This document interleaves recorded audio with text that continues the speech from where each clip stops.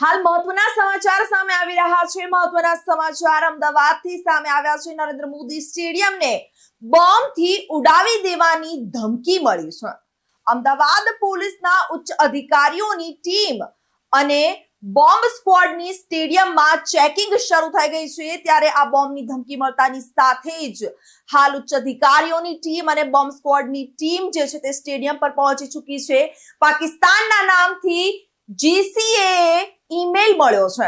ત્યારે અમદાવાદના નરેન્દ્ર મોદી સ્ટેડિયમને બોમ્બથી ઉડાવી દેવાની આ ધમકી ભર્યો ઈમેલ મળ્યો હોય, જેને લઈને હવે પ્રશાસન દ્વારા સતર્કતા દાખવવામાં આવી રહી છે। પાકિસ્તાનના નામથી GCA ને એક ઈમેલ મળ્યો છે, જેમાં ધમકી ભર્યો મેસેજ આવ્યો છે, જેમાં નરેન્દ્ર મોદી સ્ટેડિયમને બ્લાસ્ટ કરી ઉડાવી દેવાની ધમકી આપવામાં આવી હોય। આ ઈમેલ થોડા સમય પહેલા GCA ને મળતા આ અંગેની જાણ અમદાવાદ પોલીસને કરવામાં આવી હતી, જે અંગે અમદાવાદ પોલીસના ઉચ્ચ અધિકારીઓની ટીમ અને બોમ્બ સ્ક્વોડ દ્વારા સ્ટેડિયમમાં ચેકિંગ હાથ ધરવામાં આવ્યું છે।